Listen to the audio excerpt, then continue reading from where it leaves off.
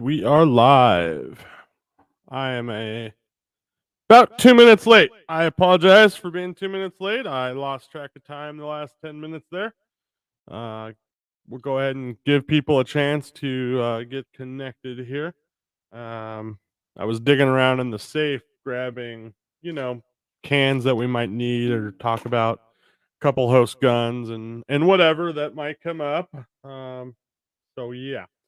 We're going to give it just a minute here for anyone who wants to jump in to get jumped in. And then we're going to start. We typically start every live stream by recapping what we've done over the last, week or two. And then we talk about, what our results were this week a little bit. We talk about kind of going ons and things of that nature, especially on social media and anything that's happened in the industry over the week. And then I also got this new mic set up. So you guys might have noticed this week that the audio might be a little bit different. I want to say Tuesday's video, the audio sounded, I think, pretty good in my opinion, though it was slightly low. I did turn it up a little bit and I changed my angle of things here and it kind of gave it like a little bit of an echo. So if you guys can comment and just tell me kind of how it sounds, that would be fantastic because I can, pretty much change anything on it from volume to mid highs and all kinds of stuff. So and I always do notice that during the live it's a little bit different than when we're recording. So I moved the light here and it looks like it's just a little bright, so we're going to turn that down. There. Now it doesn't feel like there's a sun bouncing off my face. Caesar, hello. How you doing, buddy? Thank you for tuning in. So one thing I want to mention too in this video is that some things kind of come up during the week, questions and whatnot. And one of the questions that came up this week was buying Form 4 suppressors. So I want to talk about that at some point. And then I also want to show you guys something that got started this week. So if you haven't already joined it, go join it. But let's do this. Let's share screen. And we'll hop over to window here, Chrome tab, share. And there you go. So if you guys missed it this week, you may or may not know this, but a bunch of us, we like to talk. We're all friends. Everyone has separate businesses and whatnot. And a few of those businesses kind of have gotten grouped into being called the B team. And it's kind of just a funny play on words because everyone, isn't like this like super mainstream company, right? Like, there's the pillars and the legacy companies of the firearm world and then you've got, kind of this group of companies that have, started in the last, let's say 2 years and are kind of, putting in work, man. I mean, they're making great cans and it's getting noticed and the customers are noticing. So to kind of be funny and whatnot, call ourselves the B team. And I want to say it was Tyler and Andrew's idea where they said, why don't we make a group where we can have people, see our stuff and everyone can kind of post and communicate with customers and be funny. We kind of all have a very different grasp on what's funny or whatnot if you're in the Form 1 world. I mean, you guys who've come from the Form 1 groups know that everyone likes to joke around, meme, make fun of each other, heavily, and just stuff that most companies would find just abrasive. And yeah, so if you want to join the group, though, it's right here. It's literally the B team. And yeah, if you can't find it on Facebook, you can reach out to me and I'll send you a link, or you can reach out to Tyler at Resilient or Andrew at Otter Creek or Darren at wow, why can't I think of freaking it's been a long week, guys. It's been a really long week. But anyway, you got Liberty Precision, you've got Who else? You could count Dino, Mike's, a part of the friend circle and whatnot. So there you go. There's the B team. Feel free to join. Um, but something came up this week while we were getting comments today, and it is this one right here. And that is someone said, why don't you guys have your cans on Silencer Shop? And one thing that I noticed when we were talking here, if I can find my own set of comments, and I don't really want to go into why, other than that, it comes down to Silencer Shop is a huge part of the suppressor world, right? A lot of people buy their cans through Silencer Shop. And therefore, when it's like Walmart, right? When someone, like, let's say you just invented a new, I don't know, a fucking pen. You see this pen that I'm holding up on the screen? Let's say you just invented this pen. And let's say Walmart decided that they wanted to carry your pen. Okay. Well, their first order, right, might be, I don't know, a million pens. And you might just be getting started. And you might not be able to make a million pens. Or maybe you can make a million pens, but you also have 50 other places that want to carry your pen. Well, you only have so much to go around. So that's one thing. And that's probably one of the main things. It it literally comes down to every gun store might want to have, your brand's can in their shelves for people to buy. And if you're only able to make so many cans, and it could be many, it could be in the thousands still, but not. It's like you could either make a shit ton of cans for Silencer Shop, or you can make a shit ton of cans for everyone else. At some point, the goal is always to make a shit ton of cans for everyone, Silencer Shop, and whatever. But that's kind of some background on that. That's one part of this, and everyone's going to have a different reason why they haven't decided to, put their stuff on Silencer Shop or not. Another reason a lot of places will get onto Silencer Shop in the beginning is maybe they don't have brand recognition yet. So they don't have that demand yet from all these other smaller, local gun stores wanting to carry their product yet. So therefore, they don't have that demand, and they need people to be able to find them. So, okay, let's approach Silencer Shop or a few other wholesalers that exist out there, and see if they'll pick up, your product. Luckily, the B Team crowd, has some brand recognition right out the gate because they've made some really good products. They've gotten them, reviewed, and people are picking up that, this is a good thing. And that isn't really a part of the equation. But at some point, I'm sure plenty of people will eventually be able to buy cans from Silencer Shop that are from the B Team crowd. Okay, so that brings me to something that people said, well, but I want to buy my can from Silencer Shop. That's what I'm used to doing. Or I'm a first time buyer and I'm scared to buy a can from, somewhere else. Well, this seems like the best kept secret to me, and I have no idea why. But you can buy a can from literally anywhere and still use Silencer Shop. It's super simple. I do it all the time. So I feel like I'm going to end up doing a video on this specifically so people can search it out on YouTube and get, the information they need. But for those who don't know, all you have to do whenever purchasing a suppressor, if you want to use Silencer Shop, that's great. You can go, let's say you have no idea what local gun store you want to use for your transfer. Okay.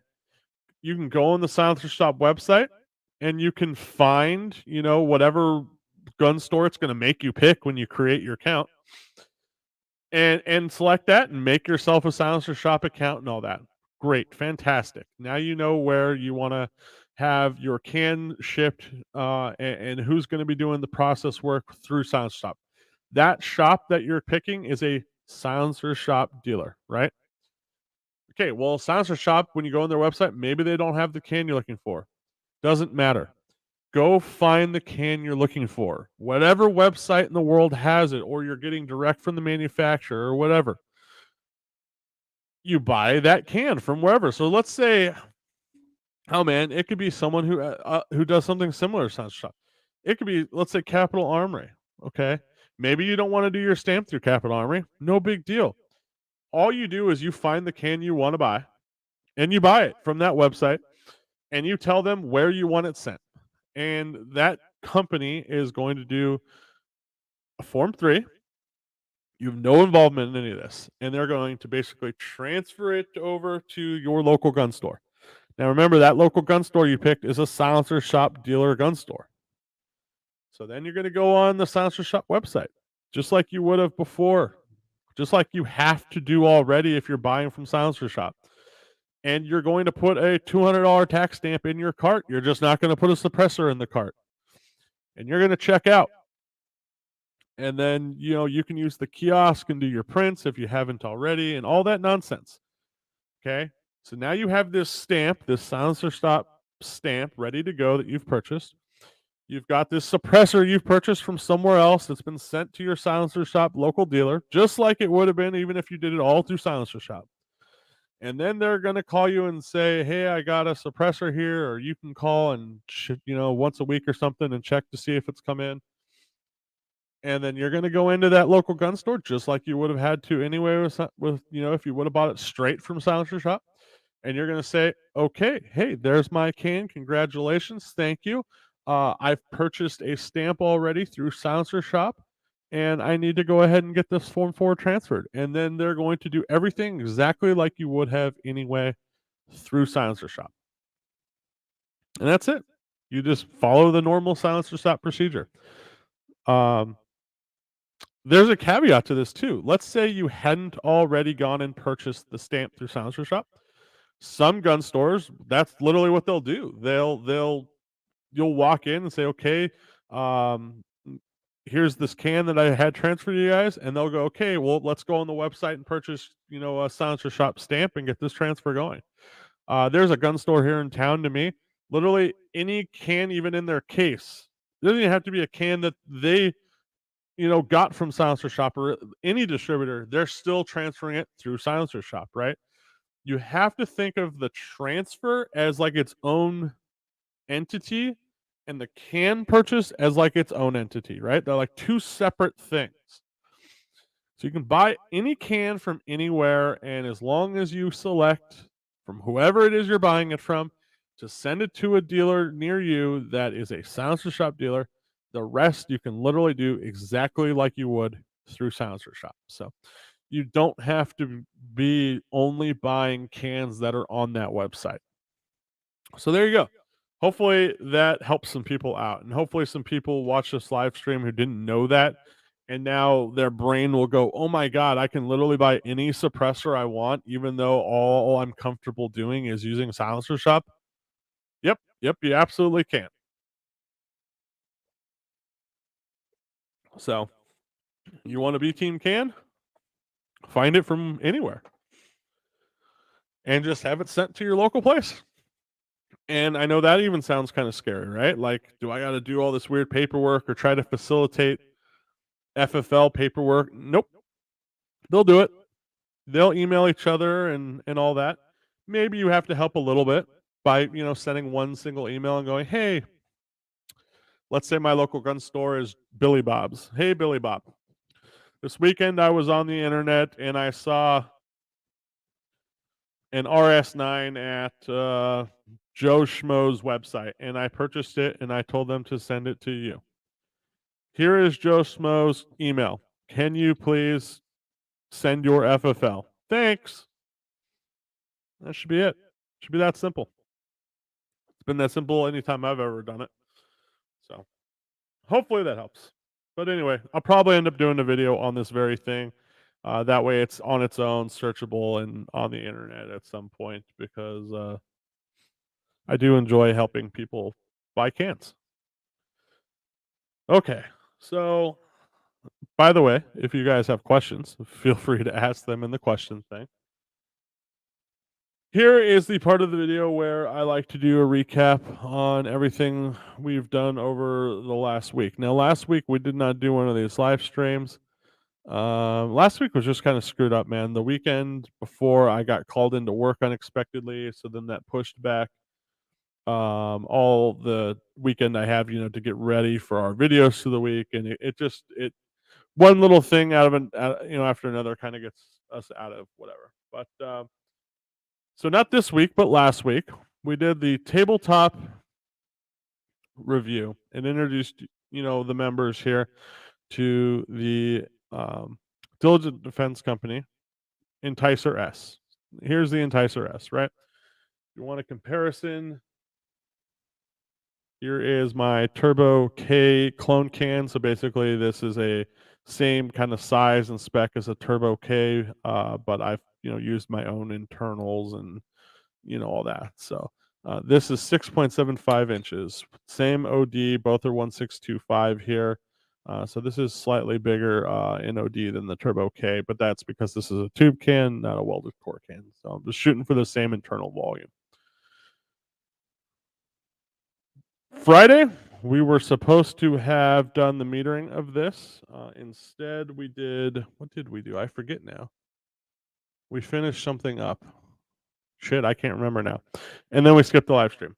So then this Tuesday, we did all the metering on this guy. So we metered this guy. What did we do? We did, of course, 300 blackout subs. We did 556. We did 308.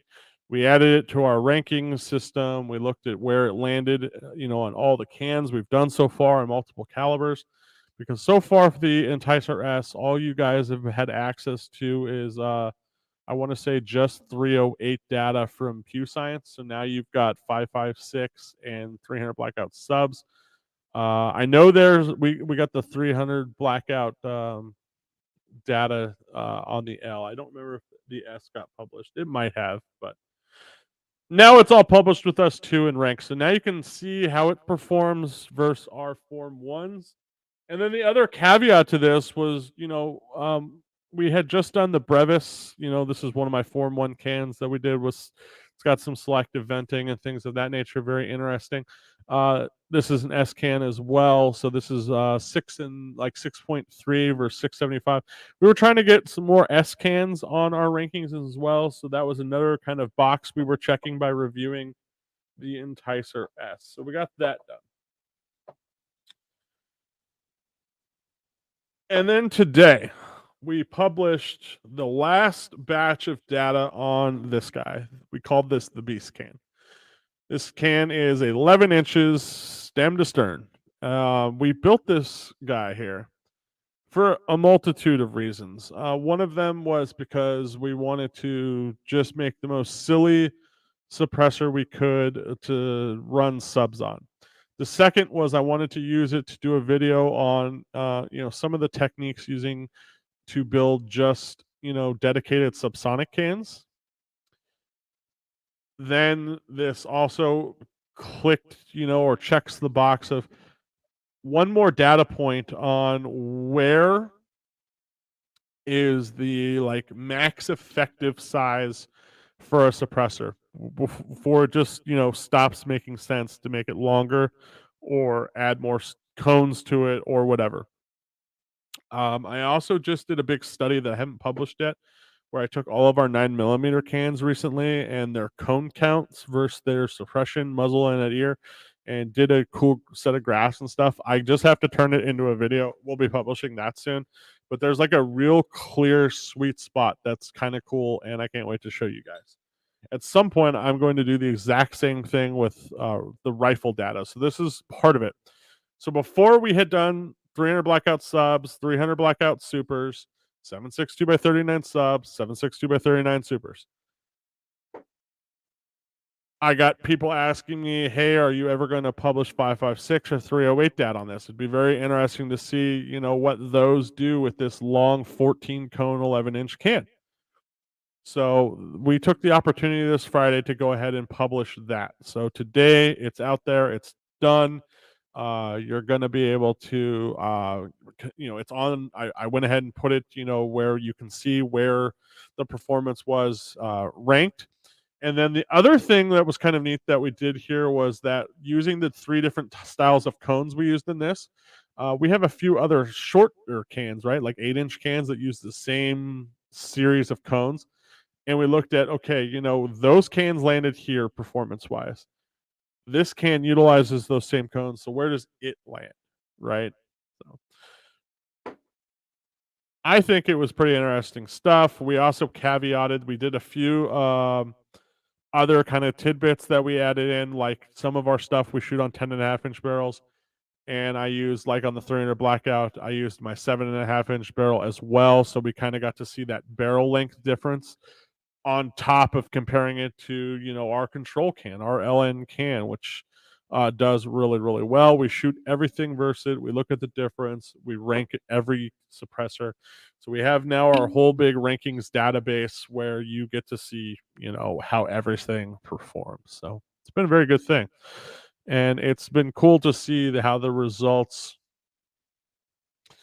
compare to other people's results. And yeah, I'm going to go ahead and try to get a couple of these questions here out of the way. So, what's the first one here?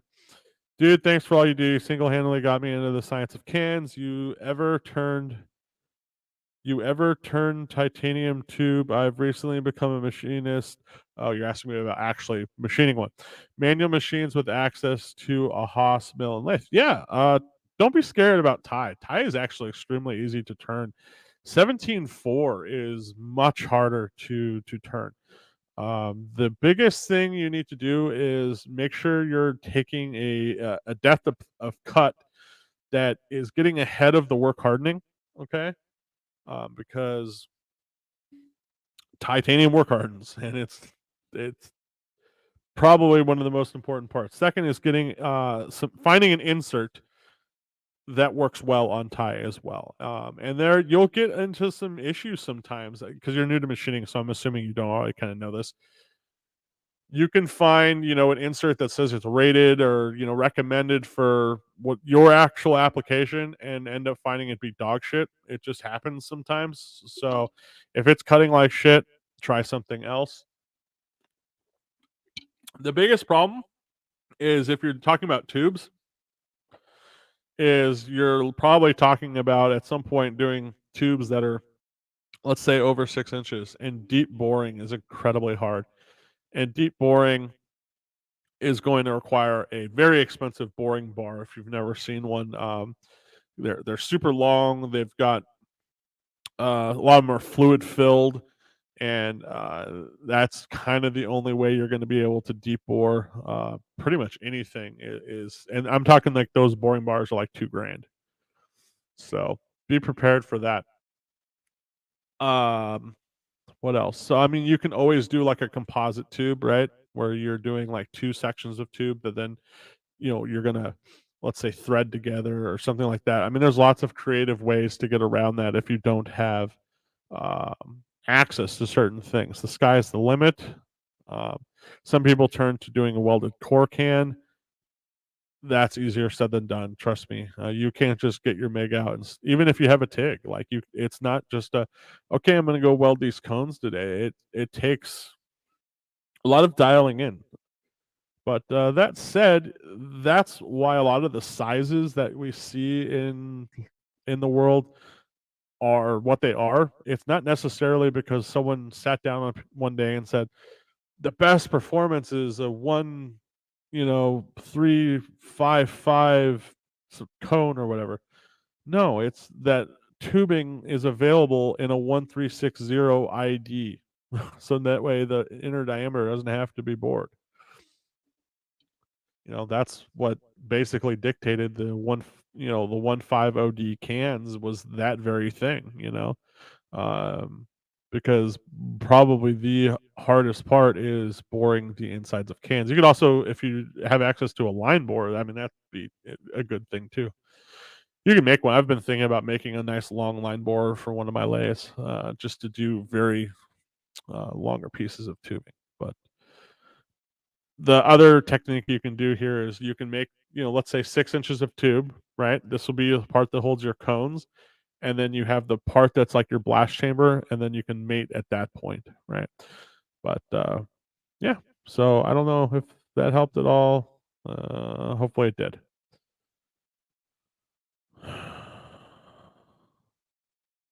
I tried to buy tubing that already has an inner diameter of what my target is going to be.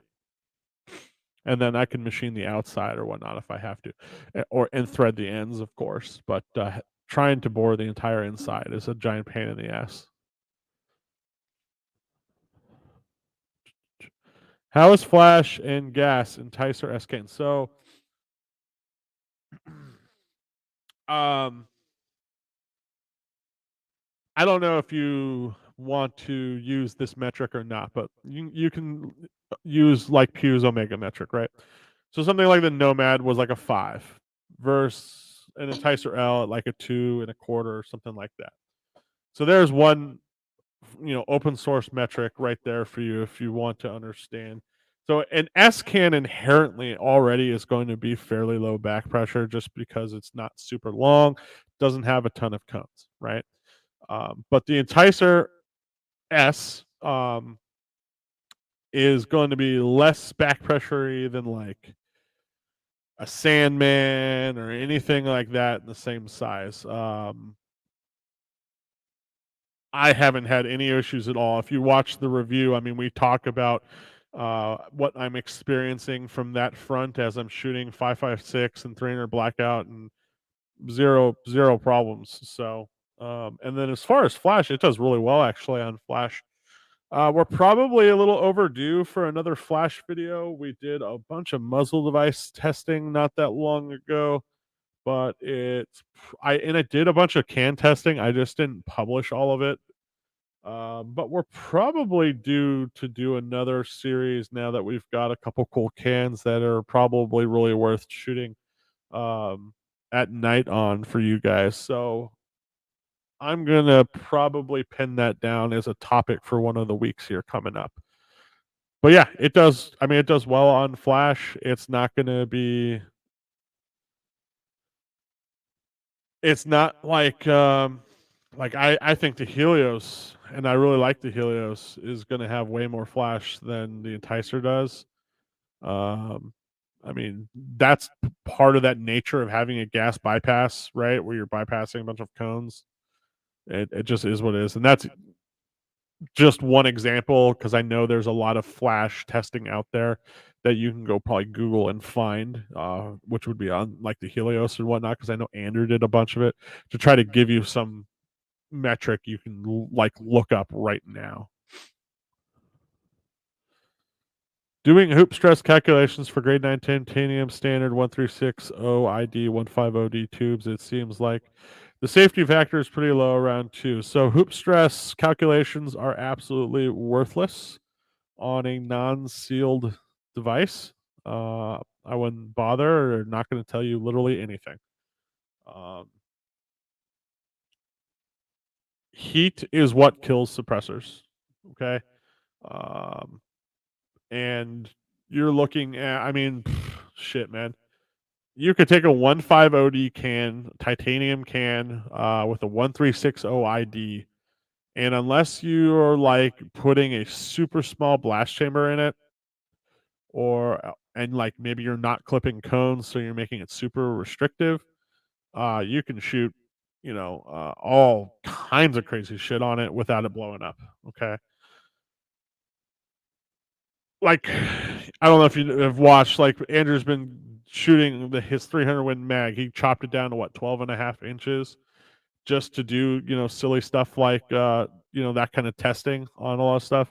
And I mean, nothing blows up until it gets hot, and that's just what it is. I mean, you get to every material's point where it starts to decrease in strength basically, and that's where you start to have issues, right?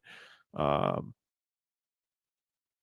it's extremely hard to break a grade 9 titanium tube. You're not going to do it until you get it hot, and when I mean hot, I mean like over 800 degrees hot.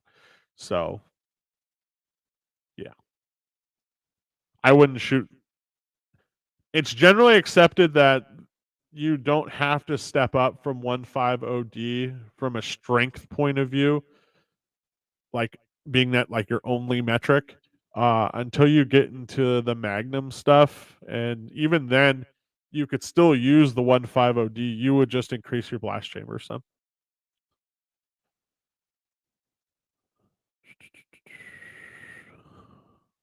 Would you consider your Form 1 cans duty use for SBR 556? Absolutely. I mean, it depends. I mean, what do you consider duty use? I mean, a titanium, a 1.5 OD titanium tube can. The first thing that's going to fail is a titanium spacer. The tube was not going to fail any time close to when a titanium spacer is going to fail. And a titanium spacer typically fails because it's it's closer to the heat source, right? Because you got a spacer and then the tubes on the other side. Okay. Second, you have all that force from those cones pressing on it like that. So in a lateral nature, not a hoop nature. And then second, spacers tend to be thin, right? 30, 35 thou. And you couple all three of those things together: the heat, the force, and, the material thickness, and that's typically, I mean, they kind of go and they fold in on each other, right? But even then, it takes, like, I mean, we visited all this a long time ago on when Form 1 stuff was still, crazy popular. It takes typically, like, let's say you're running a 10.5-inch barrel 5.56, and you're going to run it full auto. Like, I'm talking as fast as possible mag changes. You're able to get, typically, with like a 35 thou thick spacer on a titanium tube can. The first thing failing is a spacer typically, and it usually takes around 120 rounds. Now, any stoppages, like, are going to increase that round count a lot. So that's why, like, burn downs, I mean, that's literally why SOCOM doesn't do burn downs when they do their testing, because it doesn't actually really tell you a lot, because it, unless you're literally got hordes of Chinese people running at you and you've got 1,000 rounds linked up, no one shoots that many rounds that fast. And every time you stop, change point of aim, do a mag change, whatever it is, that allows that round count to increase quite a bit, actually. So again, heat is what kills cans. So then now walk it back a little bit more. Same titanium tube can, but now you've gotten rid of any titanium spacers. Now you're running, let's just say, 17.4 cones with skirts. So solid one piece 17.4 cone. Well, now you've just shot that number up into the 200 something easily. And again, that's continuous fire. So yeah, it's extremely hard to kill a titanium tubed can with all 17.4 internals. Very, very hard. Okay. In some ways, I would say it's actually harder than a lot of your welded core cans. So it helped. Thanks. Okay, good. Finally gonna cave and subscribe to your Patreon. Well, I appreciate that. Like I tell anyone who's on the fence about subscribing to my Patreon, like, if you literally subscribe to my Patreon and you watch, the videos for the month or whatever, and you get to the end of the month and you literally didn't feel like you got $10 worth of value out of my videos, fucking text me and tell me that, and I'll be like, okay, here's your $10 back. I mean, I want you to get value out of this. That's the whole point. I mean, that's why I do this. This is why I do these live streams. I mean, I want to hang out with you guys. B, I want to try to pass on some knowledge. I would love to be able to do this for free. I would love to be able to provide all of my content for 100% free. But then I would have to do a few things that I don't want to do. I would have to basically sell reviews for things like everyone else does on YouTube. So when you see someone, and I hate even having to say this publicly, like, but when you, and it doesn't mean that someone is going to skew their results, but it makes you inherently inside want to always say the absolute best about any product at that point. So the vast majority of channels on YouTube are reviewing a product that has been, they're literally getting paid by some place to have them review that product. And I mean, sure, they're gonna do it under the guise of, okay, I'm still gonna tell the truth. I'm still gonna, but I mean, it gets very tough to actually reflect that product accurately at that point. So I try to do something different. I try to do it where you guys are part of everything, okay? And we're gonna continue to do this as long as we can, as long as you guys continue to support us doing it. And that is what it is. And if one day, it fizzles out, that's okay too. I mean, it is what it is. We'll stop doing our small arms research and I'll stop vlogging. But that's how the Patreon started. There was a very little information out there, and there was very little people really doing anything meaningful. And I literally took a loan out. I took a $10,000 loan out, and I bought my first batch of equipment, and I just started figuring it out. And that's how we got to here. Now, fast forward a few years. My first can. Well, that's tough. I don't know if I want to say this on camera because I just got really into it. I mean, I was a gun nerd like most of you guys were as like a little kid, right? So I mean, there's stuff I did that I mean, I didn't understand the rules and laws back in, as a little kid. And I'm sure most people are that way. That involve 22 long rifle, let's say.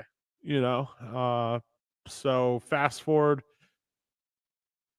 a few years and I didn't really get into suppressors until really not, it wasn't even that long ago, maybe 5 years, something like that. I was really big into guns, and I was really big into, I got my machining background in high school actually working for an engine machinist who had just come back from Iraq. Actually, he was an aircraft machinist. My grandfather was an aircraft machinist as well, and so I got really into the machining side of things, right? And then I was really into guns, and that obviously applied to machining as well. And then at some point, I really don't even know what it was, but I just started getting more and more interested in suppressors. The forums, if you guys remember the old, what's it, Form 1 suppressor basics or whatever it was, I forget. And then there's, of course, like silencer talk and all that. For a while, I was just a lurker, like any of you. And then it wasn't really till I realized like how easy it was to get a Form 1 tax stamp that I really was like, whoa, I can build this stuff myself actually. Like, okay. And do it like, legally and all that. Interesting. All right, let's, try that. And I mean, I cut my teeth just like anyone. I'm sure most people's Form 1s, if other than like anyone who maybe started in the last, let's say 2 years, was probably most of you would have probably done something just like I would have done, and that is, your typical freeze plugs in the tube type thing with your Maglite flashlight type stuff. Okay, and from there, it was mainly that kind of stuff until the Form 1 crowd kind of stuff became more and more available as far as being able to repurpose things and all of that.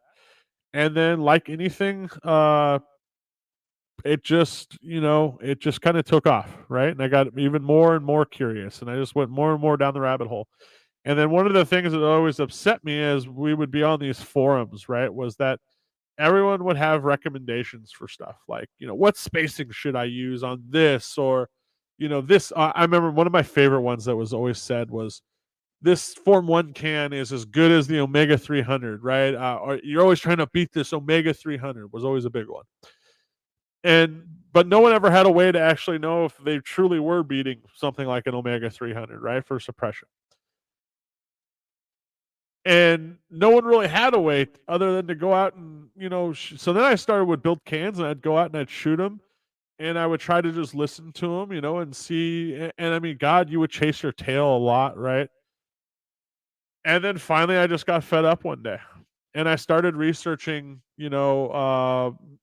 meters and things of that nature. So then I started going down that rabbit hole, And then, like I said, I finally just bit the bullet and I literally took a personal loan out because I didn't have the money at the time. And I mean, my job at the time, I was making like 36 grand a year, you know? So it's not like I had a ton of disposable income. And, I just bought, I literally pieced my first meter together, one piece at a time. Had no idea really how to use it or anything. Since then, I've know about probably eight different people who have approached me over time and wanted me, and I've had to show them how to find everything, how to get everything, but for me, I just had to figure it the fuck out. It was trial and error, reading what I could here and there, which, when it came to the metering at the time, it was dick. And yeah, I mean, and we've learned a lot, right? Like, there's a lot of mistakes we made in the past, and it's taken, a long time to turn what we've got, the Patreon into now. We have a system now that is, I mean, short of going full bore like Pew Science, works really, really well. I mean, I continue to take my like ranking results, right? And then I go and I look, for instance, like Jay did what? He's done the Obsidian, he's done the Mod 9, he did the RSP, and you can go and you can look at where he's ranked him out of here. Well, guess what? My own rankings out of here are in the same fucking order. So things of that nature, and that's one of the reasons why I do some of the Form 4 cans is not to step on any toes or anything, but B, because I like it. C, because I want to see if we get results comparable to someone else, peer reviewed checking. A lot of people talk bad about PeakDB, and yes, PeakDB absolutely has its limitations. Sure fucking does. I'll be the first one to admit that.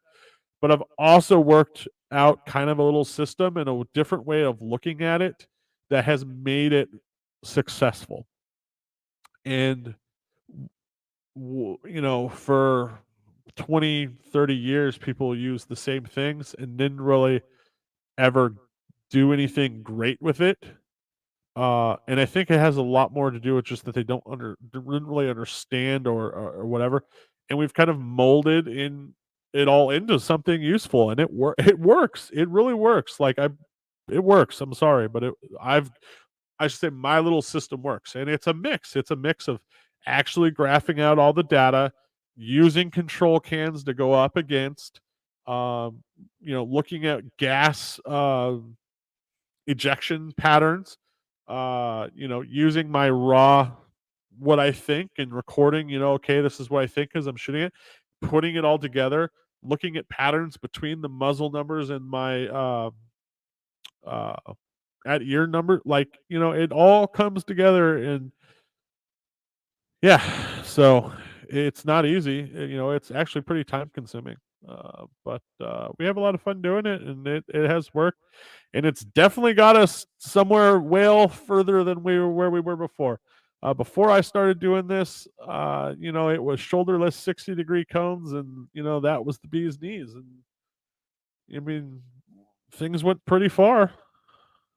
So, and then no, and the entire community couldn't have gone as far as it did without everyone working together. And that's what I've always kind of loved about the Form 1 community is everyone pretty passionate about suppressors, how suppressors work, how can we make them better or whatever. And that was always what I really really liked. And I kind of missed some of that because the community's kind of shrunk and got a little smaller again. And hopefully one day, people get a little bit more passionate about it as they once were. I know it's not as easy as it once was, but at the end of the day, that's my thing. It's not really about Form 1. It's not really about Form 4. It's just about trying to figure out and try new things and see how it works. It's not just about building suppressors either. It's about tuning and muzzle devices and different hosts and different types of ammo. And we've looked at different powder burn rates and how that even affects suppression. When we look, I mean, there's so many moving parts. I had to blow my nose. Hold on. I've been like my allergies have been killing me all week. I think it's the ragweed. It's that time of the year here. Ah, there we go. I can breathe again. Okay, so we got everyone's questions answered. That's fantastic. We talked about Tuesday in our metering of the Enticer S. We talked about today in our metering of the Big Dog. And I guess that brings me to what we should do next week. And I'm a little bit on the fence. So, like I was saying a few minutes ago, I am trying to get kind of like the top 3 to 5, you know, best cans that have been so far on Pew, also on our set of rankings. So we have like all of our Form 1s and all of our experimental like cans. And then we have like, these known quantities as well. So plus, since I do have some involvement with DDC, I want, their cans to be on there so you guys can see them. So I'm thinking next week we might also then do the Enticer L. But at the same time, my rule of thumb is that I try to not do like the same kind of stuff twice, 2 weeks in a row. If I can get away with it, I like to change it up, especially like rifle this week, carbine, pistol, different, weeks or whatever, or looking at something totally different, like a couple weeks ago we did 10.5 inch barreled 5.56 versus 12.5 mid gas system 5.56, which I found that to be a really interesting topic. By the way, go check that out if you'd like. So that's one option. Um, I recently did. I don't know if you guys have seen Zafiri Precision, but they're big in their Glocks, of course. But this is one of their prototypes. Their Whisper Stick is what they're calling it. I recently did a full workup on that for them because they asked, and I'm trying to get them to let me release the data on that.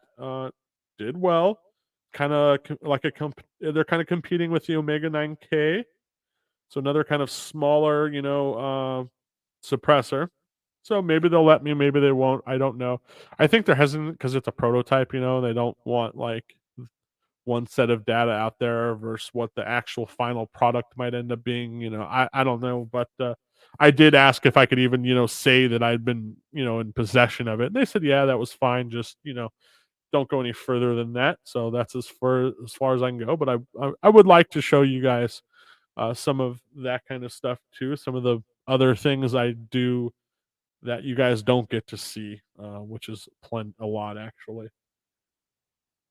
um, so that's on the table. I have been promising some 22 data for and I promised it for this month, so I do have to do it this month because I've said I'm going to do it, and I keep pushing it, and we're getting deeper and deeper into the month. But this guy, very interesting can. It uses a mixture of kind of like a pocketish, sort of similar, like it's a pocket style radio, but it's different than what you guys are used to. With a couple conical cones, but it also has some selective venting and porting in it. So this I'm looking forward to shooting and seeing how it does with you guys. So this is 22 long rifle. So this could be this week's topic potentially if I get everything metered on it this weekend. Don't know that I will, but we'll see.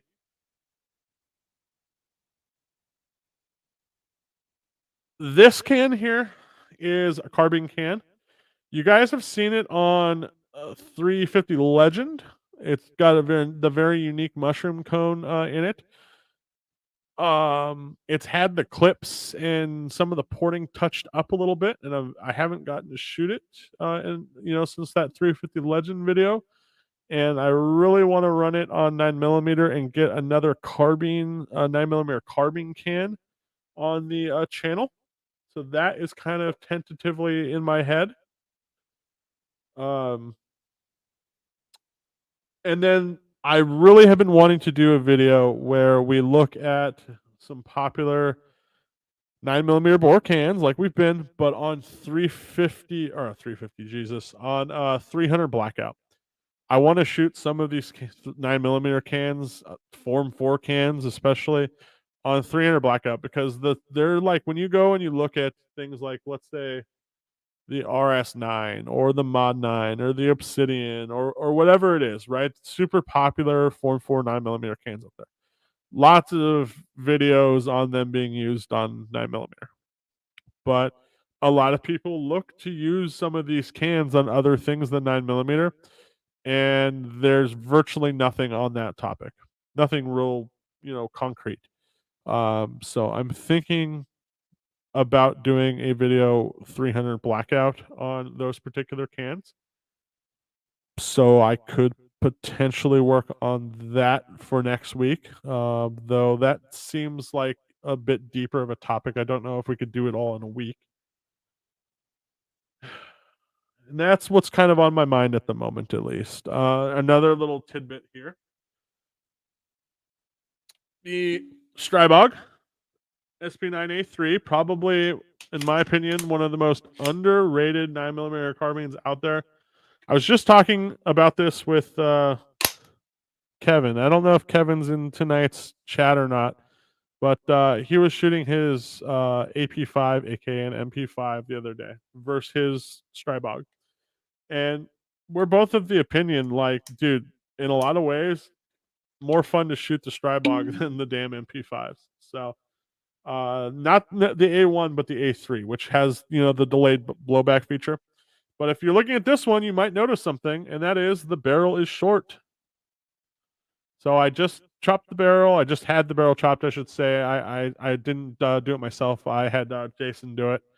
But so we go from an 8-inch barrel to the 6.3-inch barrel. So sporting a Reardon manufacturing minimalist muzzle vise. See, I couldn't think of Reardon earlier, and now it just comes right to my brain. So there you go. I mean, looks great. I got to put a stock on it now because I actually just got the tax stamp back for this thing finally. It had a brace on it forever, and which brings me to, we need to do some PDW testing, because all of our carbine testing so far has been long barrel, 8-inch barreled stuff. And when you get down in the shorter barrels, 9 millimeter cans work completely different. That's where cans like the RS9 really start to shine with their design features inside. And that is where other, like, more restrictive types of cans really start to shit the bed and become really sort of loud at the shooter's ear, because the barrel is not for, there's much less time for combustion to take place, and they get more sensitive to back pressure and blah blah blah blah blah. Also, the can is a little closer to the shooter. Just multiple things that affect suppression. So that is that. I'm looking forward to doing that as well. So lots on my mind, lots of things, lots of different avenues to go with next week. Not 100% sure where we're gonna go, and I guess it's just gonna kind of depend on how the weekend goes. Gonna put all these cans and guns in the truck tomorrow and head out to the range and take the meter with us, and we'll just kind of see how things shake out.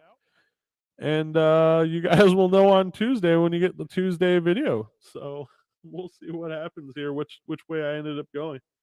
I'm not entirely certain, but yeah. So as far as our control can for 22, I'm thinking it's going to end up being the Modulus. So that way we have a can that is simple spacing. And then, dynamic in that if we decide, at a future date to test some shorter cans or something like that, we got it. So not we've got all of our existing 22 long rifle testing, but it's not versus our control can, and we're trying to set up, a ranking system just like we have on our 9 millimeter stuff and all of our rifle stuff and all of that. So, and then what else can I update you guys on? Oh, what is the weight of the 22 can? Well, which 22 can? Because I've shown you two. This one or this one? So this one is what's like 1.06 OD. It's a little it's like 1.1ish OD where this one is 1. This is tie, this is aluminum. Both are in the 6. I mean, I can weigh it real quick. Let me go grab a scale.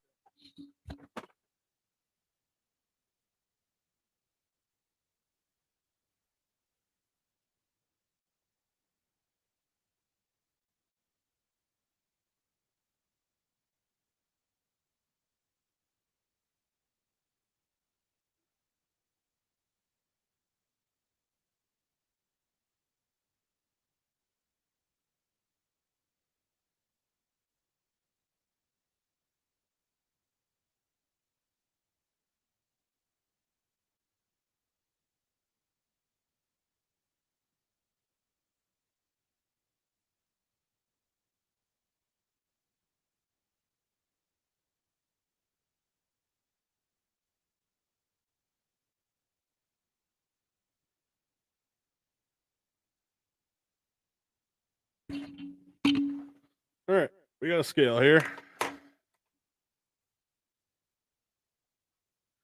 The second one. So the second one is this one. And it looks like we were measuring powder because that's in grains. So let's take that to ounces.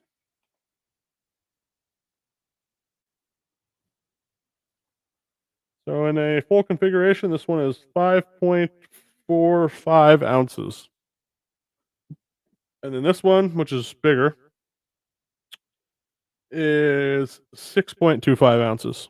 So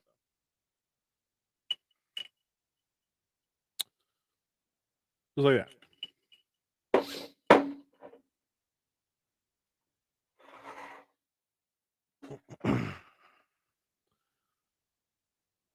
Looking for something for a pistol? I mean, I'll be honest with you, my favorite 22 can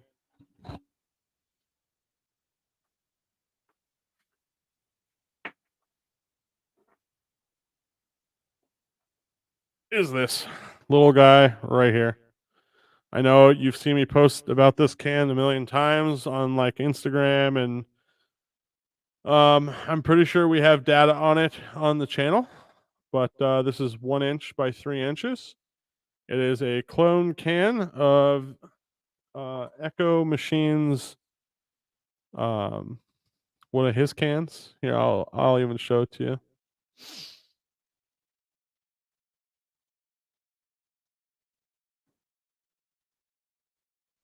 And I'll share my screen with you guys so you can play along.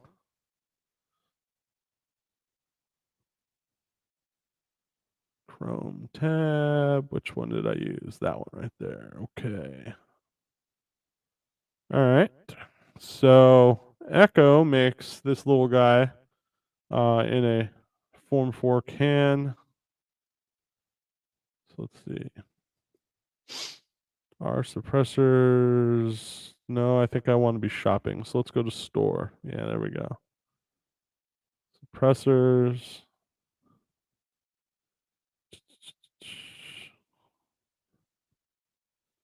Where are you? Why don't I see it? Did he take it off? No way. There's no way.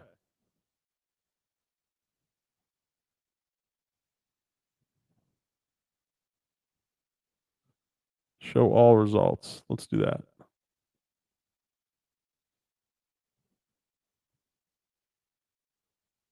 Bro, something's going on. There's no way he's not making it. Yeah, because there's other cans I'm not seeing here either. What the hell's going on here?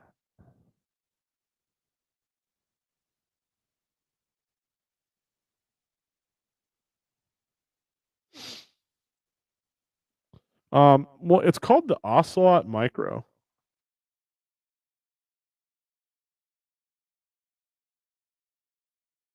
What is going on? Weird. I'm gonna have to text him right now and find out. Cause look, this is the only 22 can I see up here right now. Is his Salamander, which is just I mean, it's super small too. It's a similar can, just in a smaller diameter. Um, but for it's supposed to actually be for um rifles with two magazines, under the barrel two magazines, since you can't really have a fat can and then get to the two mag. But wow, there's got to be something going on with the website. I can't. There's no way he stopped making his 22 cans. Like, why would you stop making your 22 cans? Huh. Okay, well, I'm mind blown, and I guess I can't show you where to buy that can, but I'll have to text him and figure out what the hell's going on. But we'll see what happens. So, Mad Minute Tacticians, and I'm very sure he's talking about the Enticer S, says that he has a video test up on his Instagram today, and that the flash suppression is phenomenal, and that I'm assuming he's trying to say beats OSS and Silencer Co., which that shouldn't actually be saying too much, because I mean OSS. I'm sorry, but why would anyone buy a Silencer Co. can in 2022? What can do they make that is literally worth buying? I can't think of any. Yet people recommend them constantly.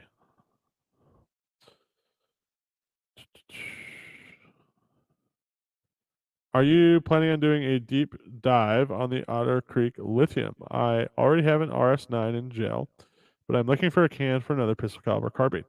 Yeah, actually. So, Andrew's tough, man. He always goes, "Oh, I got to send you some cans to review."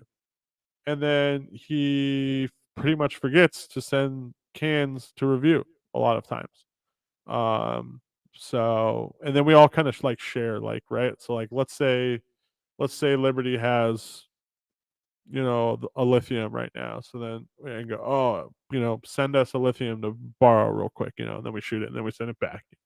So they all kind of wander their way. Different cans kind of wander their way through the B team group. But the lithium, I think he did a really good job with the lithium. It's a small, carbine can, similar, in size from a length perspective, as like, Omega 9K and things of that nature. Which actually, because I was doing some research when I was, doing the testing on this, Whisper stick from Zafiri, there's not a ton of like super small 9mm cans out there. You've got, like the short configuration of the Obsidian. You've got the Omega 9K. And then now you've got like the lithium. You've got the OSS Cache 9. That's kind of it, like for anything worth actually mentioning. I just recently did a big old thing where I tried to research and find every single Form 4 pistol can out there, and I'm making a spreadsheet, and I'm going to post it with details like, length, width, and probably at cost and all that. So, and try to put it on the Patreon for all the members, so they have a quick and easy way to compare, what the market looks like for, different cans and whatnot. I like to do that kind of stuff. I'm a nerd like that. But I mean, the Cache 9 did really well, as you guys saw, but they didn't do, if saw it recently on Pew Science, but he didn't do PDW testing. And that is where suppressors, like I say, kind of stand out when you're talking about 9mm carbine cans. So it'll be super interesting if the PDW testing ever comes out on how it does, because that's where you're either going to get made or, that'll make you or break you. Um, so, and then you basically have the lithium and then the RS9, but the RS9 is going to be longer, obviously, right? RS9 is about 7 inches, 6.8, 7 inches, depending on, exactly how you want to measure it, as opposed to kind of that 5-inch can class. So almost sort of two different classes of can, though. If you guys are familiar with the design of the RS9 and the RSP, which you guys can go watch my videos, my tabletops with models and everything on them you could ever want, because that's what we do when we review cans. We don't just give you, Here's the how loud or quiet it is. We try to give you all sorts of details, but we've got a very deep distal cap, right? And we've got a very deep. See, you can't really see that. But long story short, like your last cone ends about an inch before technically the end of the tube, roughly. Okay. Now, I mean, you need some distal volume there. Distal volume helps, right? It helps with uncorking and things of that nature. But you could probably easily lose more than likely at least a half of an inch and sacrifice very little. And that would bring you down into almost what, 6 1/4. You can maybe change a few other things inside the can, maybe lose a baffle or two even without giving up too much. Um, or maybe even change the type of last one or two baffles and lose two baffles and go to a baffle that maybe performs a little higher and like balance it all out and get maybe even a shorter can. But that's for resilient suppressors to figure out their own testing, you know. But yeah, so anyway, back to the lithium because that's what I do. I go off on tangents. I think it's a really cool can and a really good choice if you're looking for a small carbine can right now. I would say the Cash 9 is as well, but Cash 9, I mean, I'm sure it's just like the Flow can, where it's probably a little bit more pricey. It's probably going to have a shittier warranty. Um, you know, so like if you don't know, like being 3D printed, it's extremely hard to warranty, and most of the time, they just go with, okay, we're not actually going to warranty these cans at all because you have to try to fix them somehow. And when it's 3D printed, you don't have like joints and parts you can cut away and then just re-weld on. And, so there are limitations when you start 3D printing things to think about. At the bare minimum, though, like we could probably at least do a tabletop review on it. I'm pretty sure I have cutaways somewhere of it. But it's basically a very similar baffle to what is in like the polonium and such. But like I've preached to you guys many of a time, clipping matters a lot, porting matters a lot, spacing matters a lot, and just changing those three things can drastically change how a can performs. And the lithium sports some of those features in it, changing how it performs. And yeah, so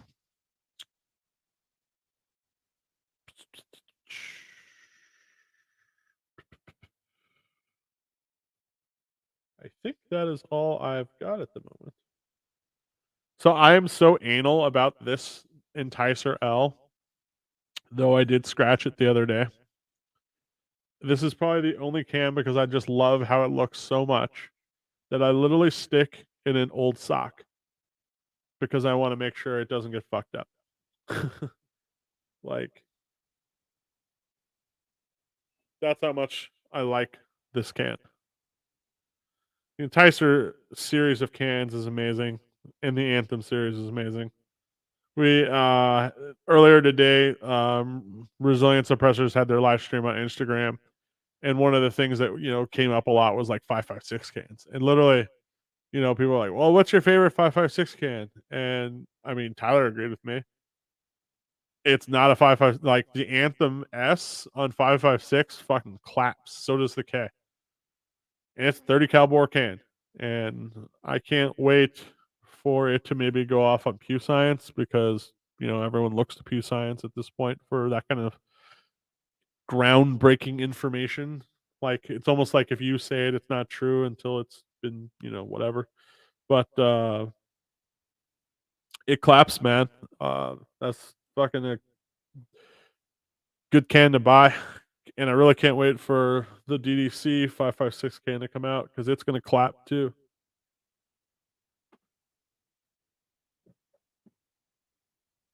And if you're looking for a 22 can, it's back to Liberty as well. The fucking Spark is fantastic.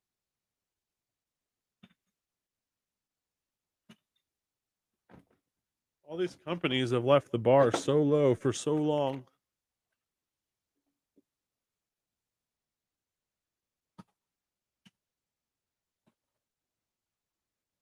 I really just have a pyramid of cans in here. I just kind of like stack them all on top of each other.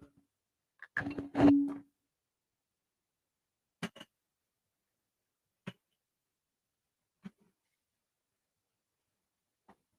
then this little guy goes in the door. It doesn't get lost.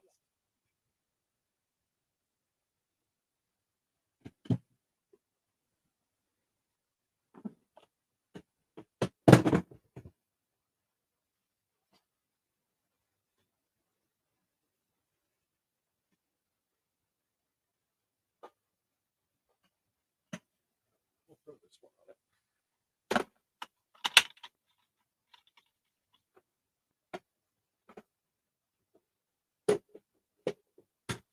Oh, and I gotta wake up early tomorrow because I gotta get all these fucking guns out again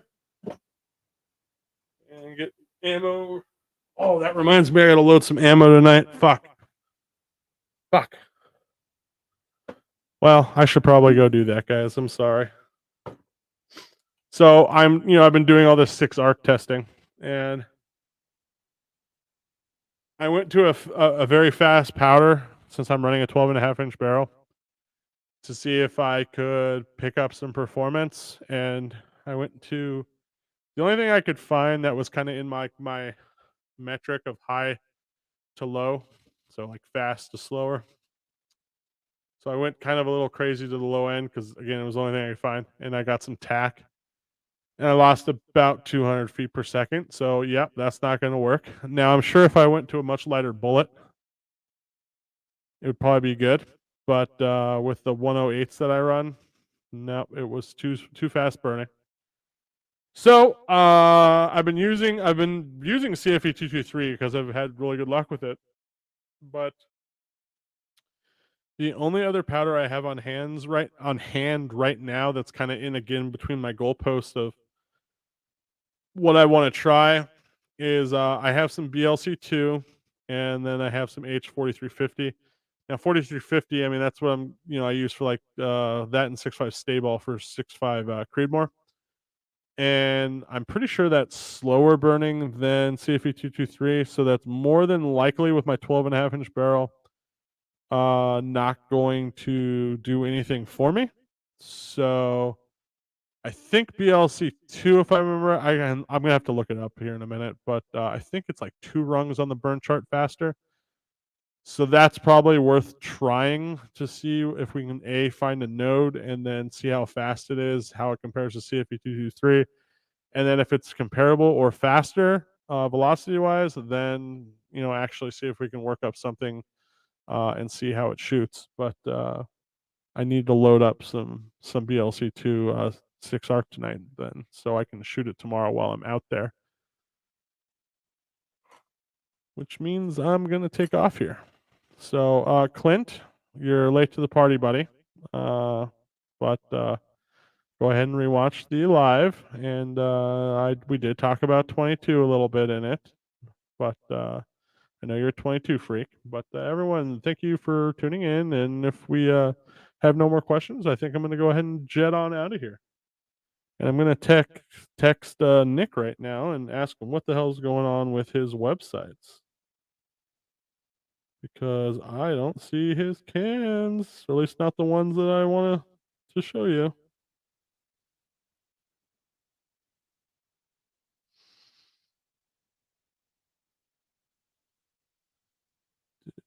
You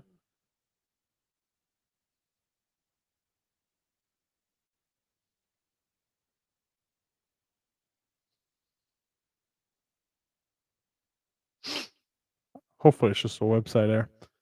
All right. Well, thanks for tuning in. Another successful live stream, and we'll see you guys Tuesday for whatever our Tuesday video ends up being. Typically on Monday, I try to post, something to let you guys know what it'll be. But and then anyone who was in this video here or watches this video later, if you want to follow me a little bit more closely, and maybe you haven't gotten on the Patreon yet, Instagram's where I post a lot of my stuff. I'm also considering for the like I want to participate more in like holiday stuff and all that kind of jazz since that's what the community does.